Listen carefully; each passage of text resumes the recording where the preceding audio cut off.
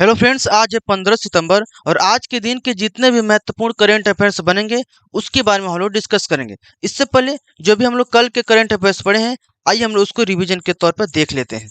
Bharat G20 की अध्यक्षता 2022-23 का करेगा। भारत और जापान के बीच मैरीटाइम युद्धाभ्यास का शुरुआत किया गया।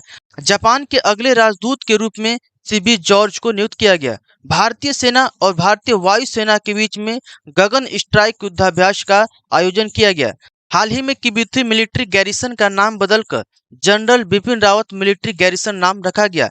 अमेरिकन एक्सप्रेस इंडिया के नए सीईओ के रूप में संजय खन्ना को नियुक्त किया गया। ह्यूज ने डीआरडीओ के साथ शुरू की हाई स्पीड सैटेलाइट इंटरनेट सेवा। तो दोस्तों, ये था कल का अर्थात 14 सितंबर के प्रमुख करंट अफेयर्स, जिसको हम लोग रिवीजन के तौर पर देखें। तो आइए दोस्तों, आज के प्रमुख करंट अफेयर्स को हम लोग शुरुआत करते हैं। पहला क्वेश्चन लेते हैं, भारत का पहला वानिकी विश्वविद्यालय कहाँ स्थापित किया गया? इसका सही होगा ऑप्शन नंबर डी, राइट होगा तेलंगाना में। तेलंगाना में भारत का पहला वानिकी विश्वविद्यालय स्थापित किया गया है। देखिए, तेलंगाना हैदराबाद में वन कॉलेज के अनुसंधान संस्थान FCRI को पूर्ण विश्वविद्यालय में विस्तारित करने का निर्णय लिया गया है। तेलंगाना विधानसभा ने वानिकी विश्वविद्यालय अधिनियम 2022 को मंजूरी दी है। वानिकी विश्वविद्यालय यह भारत का पहला विश्वविद्यालय होगा। अगर इससे पहले विश्व स्तर की बात करें तो ऐसा विश्वविद्यालय रूस और चीन के पास है। बात आई है तेलंगाना की, तो तेलंगाना की राजधानी हैदराबाद है तथा इसके मुख्यमंत्री के चंद्रशेखर हैं। इसके राज्यपाल तमिलिसै सैयद राजन हैं। इसके बाद नेक्स्ट क्वेश्चन लेते हैं, अगर के व्यापार को बढ़ावा देने के लिए किस राज्य में बनेगा अनुसंधान केंद्र? इसका सही होगा ऑप्शन नंबर ए, त्रिपुरा में अनुसंधान केंद्र बनने वाले हैं। देखिए देखिए त्रिपुरा वन विभाग ने विपणन लिंकेज की सुविधा के साथ साथ अगर पर शोध करने के लिए अंतर्राष्ट्रीय व्यापार और अनुसंधान केंद्र खोलने के लिए प्रक्रिया शुरू कर दी है। अगर एक तरह का सदाबहार पेड़ होता है जो त्रिपुरा में बहुतायत मात्रा में इसकी उपज होती है तथा इसकी लकड़ी का उपयोग धूप, इत्र तथा छोटी छोटी नक्काशी बनाने में प्रयोग किया जाता है। देखिए, राज्य भर में ऐसे पेड़ों की जनसंख्या का गणना का सर्वेक्षण बहुत पहले से ही चल रहा है ताकि इस अनुसंधान को बढ़ावा दिया जा सके। इसके बाद नेक्स्ट लेते हैं, टाटा पावर सोलर सिस्टम को मिला NHDC परियोजना के लिए 596 करोड़।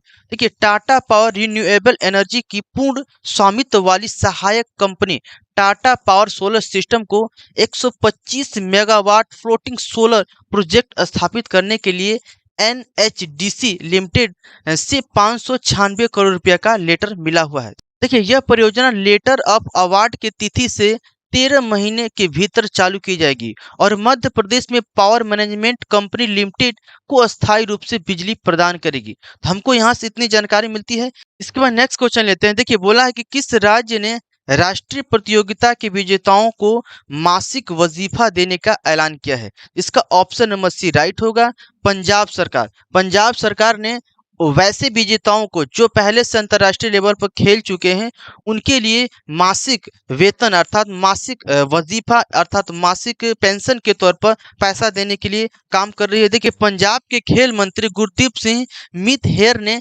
राष्ट्रीय प्रतियोगिताओं में प्रथम 3 स्थान प्राप्त करने वाले खिलाड़ियों को मासिक वजीफा देने के लिए एक छात्रवृत्ति योजना की शुरुआत की है। राज्य सरकार की ओर से नई खेल नीति भी शुरू की जाएगी जिसके तहत खेल विभाग के विशेष संवर्ग बनाकर अंतर्राष्ट्रीय स्पर्धाओं में पदक जीतने वाले खिलाड़ियों की सीधी भर्ती की जाएगी। तो दोस्तों, यह एक अच्छा पहल है। जो भी अंतर्राष्ट्रीय लेवल के खेल चुके हुए खिलाड़ी हैं, अगर उनको भर्ती की जाती है तो वह जो नए खिलाड़ी हैं उनको अच्छा सीख दे सकते हैं, उनको अच्छे प्रकार से ट्रेनिंग दे सकते हैं। इसको नेक्स्ट क्वेश्चन लेते हैं। देखिए, हिंदी दिवस कब मनाया गया है? तो इसका सही होगा ऑप्शन नंबर ए राइट होगा 14 सितंबर को हिंदी दिवस के रूप में मनाया गया है। देखिए, हिंदी दिवस हर एक साल 14 सितंबर को पूरे देश में मनाया जाता है। यह हिंदी को देश के आधिकारिक भाषा के रूप में अपनाने के उपलक्ष्य में मनाया जाता है। भारत की संविधान सभा में 14 सितंबर 1949 को हिंदी को भारत का आधिकारिक भाषा के रूप में अपनाया गया था। वहीं विश्व हिंदी दिवस की अगर बात करें तो प्रत्येक 10 जनवरी को मनाया जाता है। दोस्तों, बात आई है दिवस की, तो इस सितंबर महीने में जितने भी महत्वपूर्ण दिवस हुए हैं हम लोग उसको देख लेते हैं। देखिए, 2 सितंबर को विश्व नारियल दिवस मनाया गया। तथा 3 सितंबर को अंतर्राष्ट्रीय गिद्ध जागरूकता दिवस मनाया गया तथा 4 सितंबर को अंतर्राष्ट्रीय चैरिटी दिवस मनाया गया तथा 8 सितंबर को अंतर्राष्ट्रीय साक्षरता दिवस तथा 9 सितंबर को हिमालय दिवस मनाया गया तथा 10 सितंबर को आत्महत्या रोकथाम दिवस मनाया गया तथा 11 सितंबर को विनोबा भावे की जयंती तथा राष्ट्रीय वन शहीद दिवस के रूप में मनाया गया। तो ये था पूरे सितंबर के अभी तक जितने भी महत्वपूर्ण दिवस है उसको हम लोग देखें। इसके बाद नेक्स्ट क्वेश्चन लेते हैं। ये मोस्ट इंपोर्टेंट क्वेश्चन है, इसको ध्यान में रखिएगा। दूसरी बार भारत के अटॉर्नी जनरल के रूप में किसे चुना गया है? इसका ऑप्शन में भी राइट होगा, मुकुल रोहतकी। ये मुकुल रोहतकी हैं, इनको भारत का दूसरा बार अटॉर्नी जनरल के रूप में चुना गया है। देखिए, वरिष्ठ अधिवक्ता मुकुल रोहतगी 1 अक्टूबर 2022 को दूसरी बार भारत के महान्यायवादी बनने वाले हैं तथा अगर वर्तमान में बात करें तो भारत के महान्यायवादी हैं के वेणुगोपाल हैं। इनका कार्यकाल 30 सितंबर 2022 को समाप्त हो जाएगा। इसके बाद ये बनेंगे।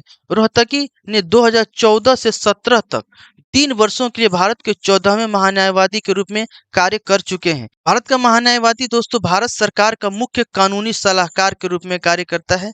इसके बाद नेक्स्ट क्वेश्चन है, भारत G20 की अध्यक्षता के दौरान किस देश को अतिथि के रूप में आमंत्रण करेगा? मोस्ट इंपोर्टेंट क्वेश्चन है दोस्तों, इसको ध्यान में रखिएगा। भारत द्वारा G20 की अध्यक्षता इस बार की जा रही है, 1 साल के लिए की जा रही है। इसका सही होगा ऑप्शन नंबर सी, बांग्लादेश को अतिथि के रूप में आमंत्रण करेगा।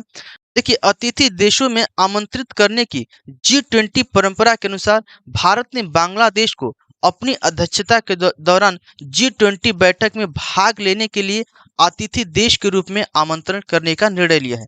बांग्लादेश के अलावा भारत, मिस्र, Mauritius, Netherland, Nigeria, Oman, Singapore, Spain, UAE ये भी देश प्रमुख रूप से अतिथि के रूप में आमंत्रित किए गए हैं। देखिए, भारत G20 की अध्यक्षता 2022 से 2023 तक 1 साल के लिए करेगा। इसके बाद नेक्स्ट लेते हैं। देखिए, नौसेना अभ्यास काकड़ू में भाग लेंगे INS सतपुड़ा और P-81। देखिए, INS सतपुड़ा और P-81 समुद्री गश्ती विमान बहुराष्ट्रीय नौसेना अभ्यास काकड़ू में भाग लेने के लिए 12 सितंबर 2022 को ऑस्ट्रेलिया के डार्विन में पहुंचे।